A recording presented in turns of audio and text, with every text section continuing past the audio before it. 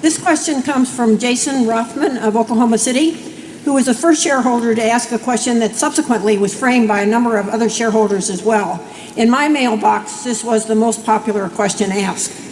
Mr. Buffett, you state in your annual letter to shareholders that in your will, you have given instructions to the trustee who will be acting for your wife's benefit to put 10% of the cash given her in short-term government bonds and 90% in a very low-cost S&P 500 index fund. My question is, why are you advising the trustee to put 90% of the cash into an S&P 500 index fund instead of into Berkshire shares? This might imply that you expect the index fund to outperform Berkshire in the future when the company is run by a new CEO and chairman. Please clarify. Yeah, I'll be glad to clarify that. That letter didn't come from Vanguard by any chance. When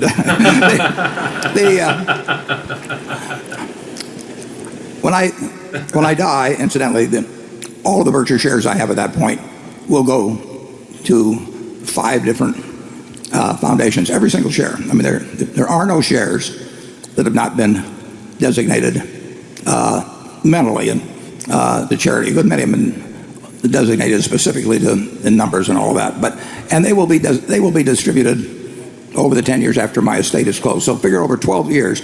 And I tell the trustees that will be holding these shares, don't sell any Berkshire shares until they have to be sold. So my views on Berkshire, at least through 12 years after my death, are as bullish as anybody could possibly come up with. And incidentally, without those kind of instructions, anybody would say, you're crazy to keep many, many billions of dollars all in one stock.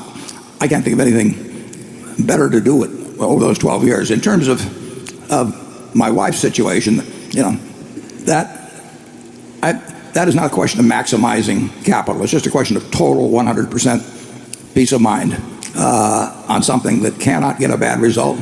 Like I said, there's way more money for her than she'll ever use. As a matter of fact, those of you who know her, may feel that I've added about 3 zeros too many. But it is not designed for her to get even larger amounts of capital, and there'll be capital left over on that part of it. On the part that I care about maximizing, I have instructed the 3 trustees to not sell a single share until it has to be sold. So that's good for 12 years after I die, as to my best advice as to what I want them to hold. Charlie? Well, Warren is a little peculiar in the way he distributes money in the family. And I think he's entitled to do what he damn pleases. Le preguntan que si está diciendo que al dar las instrucciones al fideicomiso del dinero que va a tener su esposa, ¿por qué está diciendo que el 10% vaya a CETES y el 90% al SP500 de bajo costo? Y por eso empieza con el chiste de que no es publicidad de Vanguard, ¿no?